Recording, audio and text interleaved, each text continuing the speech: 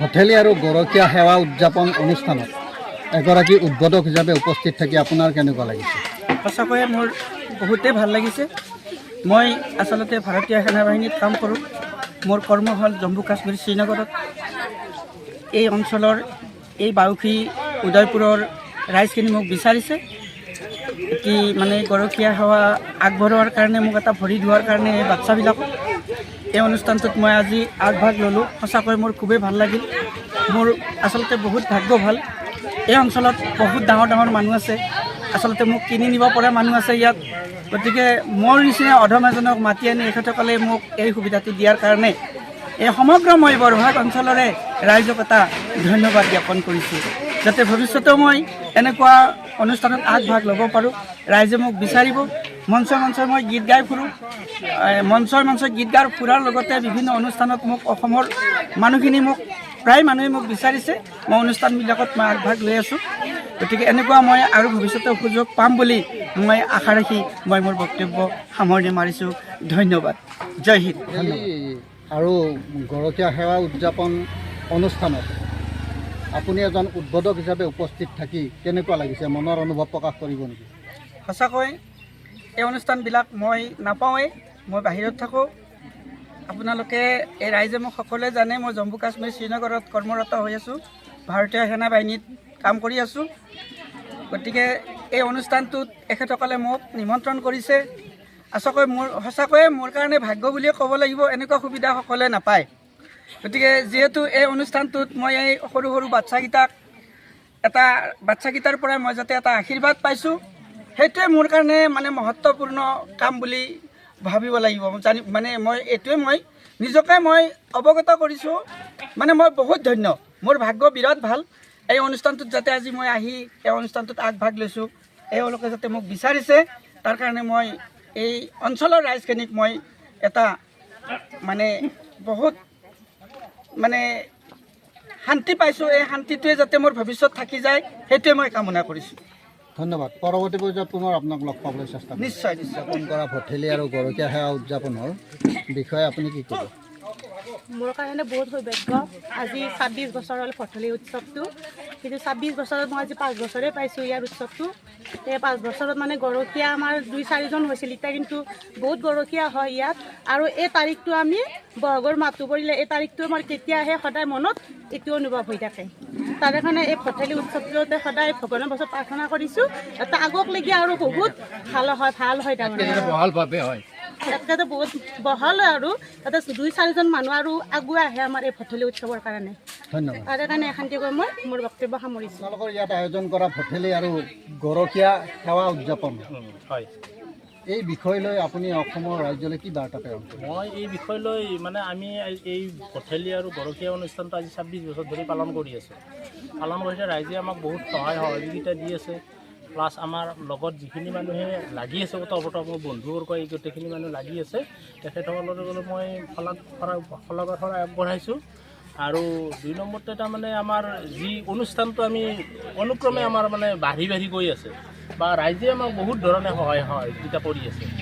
আৰু এই অনুষ্ঠানটো ভৱিষ্যতে আমি আজি যেনেকৈ ৰাইজৰ পৰা সহায় সহযোগিতা পাইছোঁ, ভৱিষ্যতেও এনেকৈ সহায় সহযোগিতা পাম বুলি আশা ৰাখি আমি আমাৰ অনুষ্ঠানটো এনেকৈ চলাই নিম বুলি আমি প্ৰতিজ্ঞাবদ্ধ হৈ আছোঁ। ধন্যবাদ। ভঠেলি আৰু গৰখীয়া সেৱা অনুষ্ঠানৰ যি উদযাপিত হৈছে, এই বিষয়ৰ ওপৰত আপুনি কি মতামত ক'ব? ভালে, এই বছৰটো এতিয়া আৰু ভালে লাগে আৰু এই বছৰে অনুষ্ঠান এটা হৈ আছে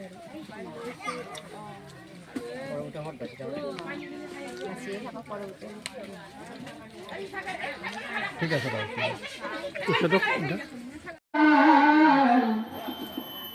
তোমালোকে ভালে থকা গৰি মই ধুৱালো গামোচা পিন্ধালো, তোমালোকে ভালে থকা গোপালে বজানি উদয়পুৰৰ গোপাল। তোমালোকে ভালে থকা গৰি মই ধুৱালো গামোচা পিন্ধালো তোমালোকে ভালে ভালে থাকাব পালে। চিনাকি শ্ৰদ্ধাৰ সন্মানীয় বিপুল বৈশ্য ডাঙৰীয়াই যথেষ্ট সেনা বাহিনী সুদূৰ কাশ্মীৰত তেখেতে কৰ্মৰত। তেখেতে আমাৰ দলৰ গৰখীয়াসকলক সম্বৰ্ধনা জ্ঞাপন কৰি আছে।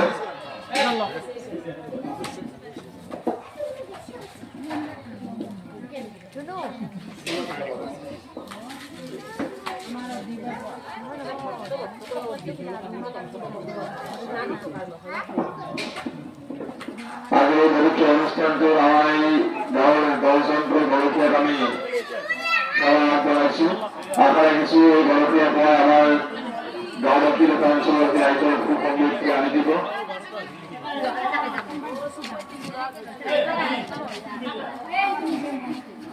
আৰু বাকী সন্ধিয়া পিছৰ বজাৰ লগে লগে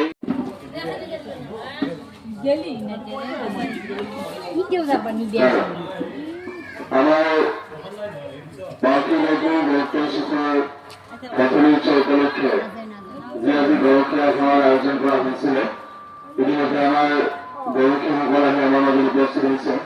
আমি গৰখীয়া সেৱা আৰম্ভ কৰিছো আৰু গৰখীয়াসকলক আমাৰ সকলোৰে চিনাকি বিশিষ্ট সংগীত শিল্পী আমাৰ ফৌজত বিশিষ্ট ফৌজ আমাৰ চৰকাৰ সন্মানীয় বিপুল বৈশ্য ডাঙৰীয়াই সম্বৰ্ধনা জ্ঞাপন কৰি আছে তেখেতৰ ফালৰ পৰা। আৰু এই প্ৰতি বছৰৰ দৰে এই বছৰো আমি এই পবিত্ৰ দিনটোত এই বৰতল চকত যি গৰখীয়া সেৱাৰ আয়োজন কৰিছো। বজালী উদয়পুৰ গাঁৱৰ সভাপতি সম্পাদক মহোদয়, এই গাঁৱৰে আই মাতৃসভা উপস্থিত ৰাইজ, আজি ইয়াত মোক আমন্ত্ৰণ কৰি আনিছে। ইয়াত আজি ভঠেলি উদযাপন কৰিব, লগতে এটা গৰখীয়া সেৱা আগবঢ়াইছে। এই গাঁৱৰে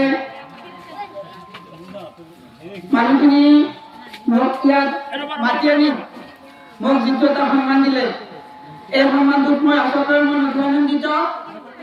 মই আচলতে ইয়াত নাথাকোঁ, আপোনালোকে প্ৰায় মানুহখিনি জানে। মই ভাৰতীয় সেনা বাহিনীত কৰ্মৰত হৈ আছো, জম্মু কাশ্মীৰ শ্ৰীনগৰত থাকোঁ মই। গতিকে মোৰ বন্ধু ইয়াত দীপক দাস আছে, মই একেলগে পঢ়া। তেখেতে মোক বহুত দিন আগতে মোৰ লগত যোগাযোগ কৰিছে। আচলতে মোক এই থানখনে টানি আনিছে, আপোনালোকৰ মাজত এটা সুযোগ দিছে। তাৰ বাবে মই এই গাঁৱৰে সকলো ৰাইজকে মই এটি প্ৰণাম জনাইছো। লগতে আজি মই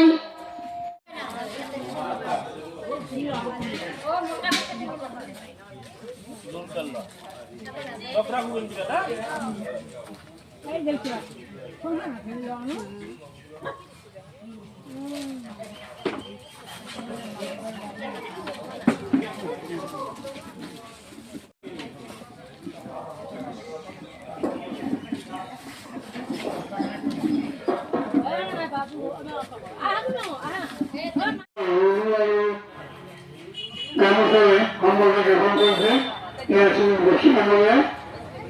জ্ঞাপন কৰিবলৈ আগবাঢ়িছো। সম্বৰ্ধনা আছে বিপুল বৈশ্য ডাঙৰীয়াই। ইয়াৰ পিছত আমাৰ মাজত আন এগৰাকী সন্মানীয় সম্পাদিক আছে।